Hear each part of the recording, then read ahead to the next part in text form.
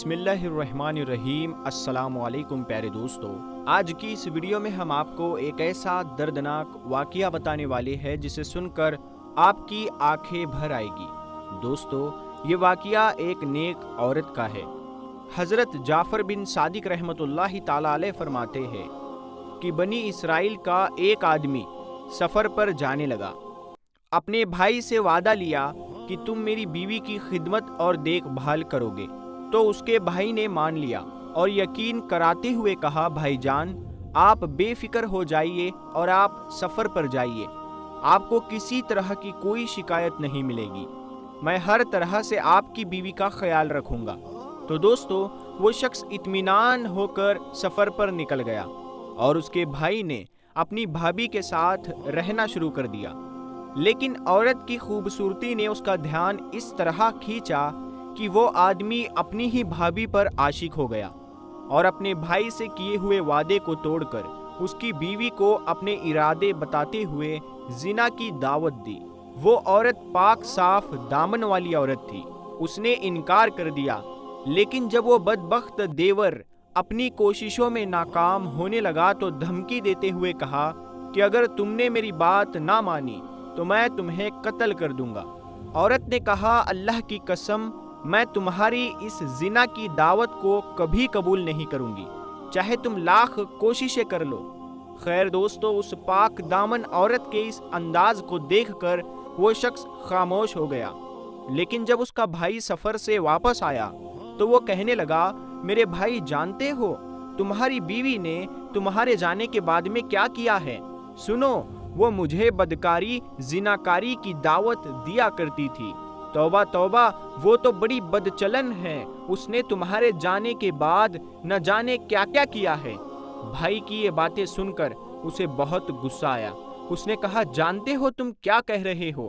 تو چھوٹے بھائی نے کہا، ہاں بھائی جان، اللہ کی قسم میں بالکل سچ کہہ رہا ہوں، میں نے حقیقت تو بتا دی، اب آپ کی مرضی۔ چھوٹے بھائی کی یہ باتیں سن کر اس کے دل میں یہ بات چبھ گئی کہ واقعی میری بیوی نے خیانت کی ہے۔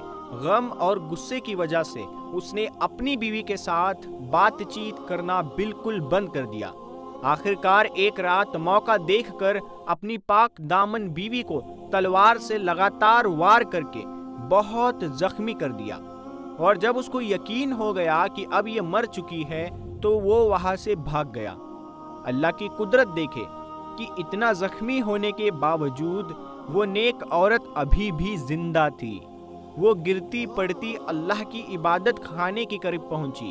اس کی درد بھری آہٹ سن کر ایک راہب نے اپنے غلام کو بلوایا۔ دونوں اسے اٹھا کر اپنے عبادت خانے میں لے آئے۔ نیک نیت راہب بہت دھیان سے اس کا علاج کرتا رہا، جس کی وجہ سے وہ عورت بہت جلد صحت مند ہو گئی۔ راہب کی بیوی فوت ہو چکی تھی، اس کا ایک چھوٹا سا بچہ تھا۔ راہب نے عورت سے کہا، اگر تم ٹھیک ہو گئی ہو اور جانا چاہو تو خوشی سے چلی جاؤ، اور اگر یہاں رہنا چاہو تو تمہاری اپنی مرضی ہے۔ عورت نے کہا، میں یہی رہ کر آپ کی خدمت میں زندگی گزارنا چاہتی ہوں۔ راہب نے اپنا بچہ اس کے حوالے کر دیا۔ پاک دامن عورت بہت من لگا کر اس بچے کی پرورش کرنے لگی۔ راہب کا غلام عورت کی خوبصورتی کو دیکھ کر لبھا گیا اور موقع کی تلاش میں رہنے لگا۔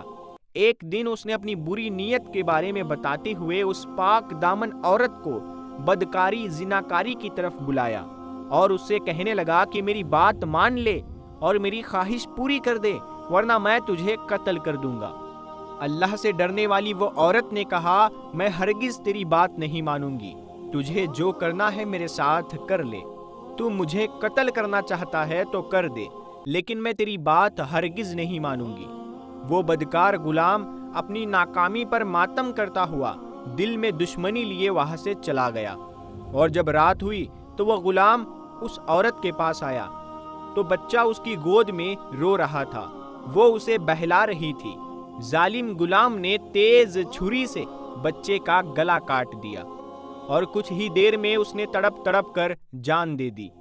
غلام دوڑ کر اس راہب کے پاس گیا اور کہا، حضور کیا آپ جانتے ہیں کہ اس مہمان خبیث عورت نے کیا کارنامہ کیا ہے؟ کیا آپ کو معلوم ہے اس نے آپ کے ننھے منھے بچے کے ساتھ کیا سلوک کیا ہے؟ آپ نے اس کے ساتھ احسان کیا، لیکن اس نے آپ کے بچے کے ساتھ بہت برا سلوک کیا ہے۔ کیسی ظالم عورت ہے۔ راہب غلام کی باتیں سن کر بہت غصہ ہوا اور پریشان ہو کر بولا، تم مجھے بتا تو صحیح اس نے میرے بچے کے ساتھ کیا کیا ہے؟ تو غلام کہنے لگا کہ حضور، اس نے آپ کے لاڈلے بچے کو ذبح کر ڈالا ہے، قتل کر ڈالا ہے۔ اگر یقین نہیں آتا تو چل کر خود اپنی آنکھوں سے دیکھ لیجئے۔ تو یہ سن کر راہب دوڑتا ہوا وہاں پہنچا تو دیکھا کہ واقعی بچے کا گلا کٹا ہوا ہے اور اس کا جسم خون میں لت پت ہے۔ راہب نے عورت سے پوچھا، میرے بچے کو کیا ہوا ہے؟ عورت نے کہا، میں نے اس کے ساتھ کچھ نہیں کیا ہے، بلکہ آپ کے غلام نے مجھے زنا کی دعوت دی، اور جب میں نے انکار کیا تو اس شخص نے بچے کو ہی قتل کر دیا۔ میں اس معاملے میں بالکل بے قصور ہوں۔ راہب نے کہا، اللہ کی بندی، تو نے اپنے معاملے میں مجھے شک میں ڈال دیا ہے۔ اب میں نہیں چاہتا کہ تو میرے ساتھ رہے۔ یہ 50 دینار لے اور جہاں تیرا جی چاہے چلی جا۔ یہ دینار تیری ضروریات میں کام آئے گی۔ عورت نے 50 دینار لیے اور اللہ کی رحمت سے امید لگاتے ہوئے ایک انجان منزل کی طرف چل پڑی۔ جب وہ ایک بستی کے پاس سے گزری تو دیکھا کہ بہت بھیڑ لگی ہوئی ہے اور ایک آدمی کو پھانسی دی جا رہی ہے۔ بستی کا سردار بھی وہاں موجود تھا۔ تو یہ عورت سردار کے پاس گئی اور سردار سے کہنے لگی کہ کیا ایسا ہو سکتا ہے کہ تم مجھ سے 50 دینار لے لو اور اس آدمی کو آزاد کر دو؟ سردار نے کہا، لاؤ رقم میرے حوالے کر دو۔ عورت نے 50 دینار دیے تو سردار نے اس قیدی کو آزاد کر دیا۔ وہ قیدی اس پاک دامن عورت کے پاس آیا اور کہا، میری جان بچا کر تم نے مجھ پر جو احسان کیا ہے، آج تک کسی نے مجھ پر ایسا احسان نہیں کیا ہے۔ اب میں اپنی آخری سانس تک تیری خدمت کرتا رہوں گا۔ چنانچہ وہ شخص اس عورت کو لے کر سمندر کے کنارے پہنچا۔ کشتی چلنے کو ہی تھی کہ دونوں کشتی میں سوار ہو گئے، اور یہاں بھی اس عورت کی خوبصورتی دیکھ کر سارے مسافر حیران رہ گئے، اور وہ عورتوں والے حصے میں جا کر بیٹھ گئی۔ لوگوں نے قیدی سے کہا، یہ حسین و جمیل عورت کون ہے؟ اس بدبخت نے کہا، یہ میری لونڈی ہے۔ کشتی میں موجود ایک شخص نے، جو اس عورت کی خوبصورتی کا دیوانہ ہو چکا تھا، اس نے کہا، کیا تم اپنی لونڈی مجھے بیچو گے؟ تو اس نے کہا، میں اسے بیچنا نہیں چاہتا، کیونکہ یہ مجھ سے بہت زیادہ محبت کرتی ہے۔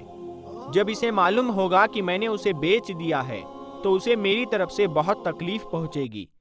میں نے اس سے وعدہ لیا ہے کہ میں اسے کبھی نہیں بیچوں گا۔ مسافر نے کہا، تو مجھ سے منہ مانگی قیمت لے لے اور خاموشی سے یہاں سے چلا جا۔ تجھے کیا ضرورت ہے کہ تو اسے بتائے؟ لالچ میں اندھا ہو کر اور احسان فراموش دھوکے باز اس قیدی نے پیسوں کی لالچ میں آ کر مسافر سے بہت سارا پیسہ لیا اور کشتی سے اتر گیا۔ مسافر نے اسے خریدتے وقت تمام مسافروں کو گواہ بنا لیا۔ وہ نیک عورت تو عورتوں والے حصے میں بیٹھی ہوئی تھی، اسے کیا پتا کہ یہاں پر کیا ہوا ہے، اسی لیے اس معاملے کو وہ نہ جان پائی۔ جب مسافر کو یقین ہو گیا کہ اس کا مالک جا چکا ہے، اب واپس نہیں آ سکتا، تو وہ عورت کے پاس گیا اور اس سے کہنے لگا، آج سے تم میری ملکیت میں ہو، میں نے تمہیں خرید لیا ہے۔ عورت نے کہا، خدا کا ڈر رکھو، تو نے مجھے کیسے خرید لیا، جبکہ میں ایک آزاد ہوں، اور آزاد کو خریدا نہیں جاتا، اور میں کسی کی ملکیت میں نہیں ہوں۔ تو مسافر نے کہا، اب نہ تو تم اپنے مالک کے پاس جا سکتی ہو اور نہ ہی وہ پیسے واپس کر سکتی ہو جو تیرے مالک نے مجھ سے لیا ہے۔ میں نے ایک بہت بڑی قیمت دے کر تم کو خرید لیا ہے، اور تمام مسافر اس بات پر گواہ ہے۔ اگر یقین نہیں آتا تو ان سے پوچھ لے۔ سب مسافروں نے کہا، اے اللہ کی بندی، اس نے واقعی تجھے خرید لیا ہے، ہم سب اس بات پر گواہ ہے۔ اس پاک دامن عورت نے کہا، تمہارا ستیہ ناش ہو، اللہ سے ڈرو، خدا کی قسم میں آزاد ہوں، آج تک کبھی کوئی میرا مالک نہیں بنا، میں کسی کی لونڈی نہیں ہوں، تم سب اس معاملے میں اللہ سے ڈر جاؤ۔ لوگوں نے اس مسافر سے کہا کہ یہ عورت اس طرح نہیں ماننے والی، اس کے ساتھ جو سلوک کرنا ہے کر ڈال، خود ہی مان جائے گی۔ یہ سن کر مسافر اس کی طرف بڑھا۔ جب اس مظلوم کو اپنی عزت کا خطرہ محسوس ہوا تو اس نے کشتی والوں کے لیے اللہ سے بد دعا کر دی، اور فوراً کشتی ان سب کو لے کر ڈوب گئی، سب کے سب غرق ہو گئے۔ اور کشتی کے تختے پر عورت کے سوا کوئی زندہ نہ بچ پایا۔ وہ عید کا دن تھا۔ بادشاہ اپنی پرجا کے ساتھ سمندر کے کنارے آیا ہوا تھا۔ تمام لوگ خوشیاں منا رہے تھے۔ جب بادشاہ نے کشتی کو ڈوبتے دیکھا تو فوراً اپنے غلاموں کو حکم دیا کہ جلدی سے کشتی والوں کی مدد کو پہنچو۔ سپاہی جب وہاں پہنچے تو اس نیک عورت کے علاوہ کوئی زندہ نہ ملا۔ وہ اسے لے کر بادشاہ کے پاس آ گئے۔ بادشاہ نے اس عورت کی کہانی پوچھتے ہوئے نکاح کا پیغام دیا، لیکن اس عورت نے یہ کہہ کر انکار کر دیا کہ میرا قصہ بڑا ہی عجیب و غریب ہے، میرے لیے نکاح کرنا جائز نہیں ہے۔ بادشاہ نے جب یہ سنا تو اس کے لیے الگ سے ایک مکان بنوا دیا اور وہ اس میں رہنے لگی۔ رات دن گزرتے رہے، وقت کی گاڑی تیزی سے چلتی رہی۔ بادشاہ کو جب بھی کوئی اہم معاملہ پیش آتا تو اس پاک دامن عورت سے وہ مشورہ کرتا۔ اللہ نے اس کے مشورے میں ایسی برکت دی کہ ان پر عمل کر کے بادشاہ کو ہمیشہ کامیابی ہوتی تھی۔ اب بادشاہ کے نزدیک یہ پاک دامن عورت بہت معظم ہو گئی تھی۔ وہ اسے بہت بابرکت سمجھنے لگا، اور جب بادشاہ کی موت کا وقت قریب آیا تو اس نے اپنے تمام وزیروں، مشیروں اور پرجا کو جمع کر کے کہا، اے لوگو، تم نے مجھے کیسا پایا؟ سب نے ایک ساتھ مل کر جواب دیا، اللہ کی قسم، اللہ آپ کو اچھی جزا عطا فرمائے، آپ ہمارے لیے رحیم باپ کی طرح ہے۔ بادشاہ نے کہا، اے لوگو، دھیان سے میری بات سنو۔ تم نے محسوس کیا ہوگا کہ ہماری نیک سیرت مہمان عورت کی مشورے کی بدولت ہمارے ملک کا نظام بہت بہتر ہو گیا ہے۔ میں نے اسے اپنے ہر معاملے میں بابرکت پایا ہے۔ میں تمہارے لیے ایک بہت اچھا سجھاؤ دینا چاہتا ہوں۔ لوگوں نے کہا، عالی جناب، آپ حکم فرمائیے، آپ کیا کہنا چاہتے ہو؟ تو اس بادشاہ نے کہا، میں چاہتا ہوں کہ میرے بعد اس پاک دامن عورت کو تم لوگوں کی ملکہ بنا دو۔ اس رحیم بادشاہ کے حکم پر لبیک کہتے ہوئے سب نے یہ کہا، علی جناب، جیسا آپ چاہتے ہیں انشاءاللہ ویسا ہی ہوگا۔ چنانچہ بادشاہ نے اس پاک دامن عورت کو پورے ملک کی حکومت عطا کر دی اور اس کی وفات ہو گئی، یعنی بادشاہ مر گیا۔ اور ادھر اس عورت نے ملکہ بنتے ہی یہ اعلان کر دیا کہ پورے ملک کے لوگ بیعت کے لیے جمع ہو جائے۔ حکم شاہی ملتے ہی ملک کے گوشے گوشے سے لوگ نئے بادشاہ کی بیعت کے لیے جمع ہو گئے۔ بیعت کا سلسلہ شروع ہو گیا۔ جب اس کا شوہر اور دیور آئے تو حکم دیا کہ ان دونوں کو الگ الگ کھڑا کر دو۔ پھر وہ شخص آیا جسے پھانسی دی جا رہی تھی۔ ملکہ نے حکم دیا، اسے بھی دونوں کے ساتھ کھڑا کر دو۔ پھر نیک سیرت راہب اور اس کا بدکار غلام آیا، انہیں بھی لوگوں سے الگ کھڑا کر دیا گیا۔ جب تمام لوگ بیعت کر چکے تو ملکہ نے ان پانچوں کو اپنے پاس بلوایا اور اپنے شوہر سے کہا، کیا تم مجھے پہچانتے ہو؟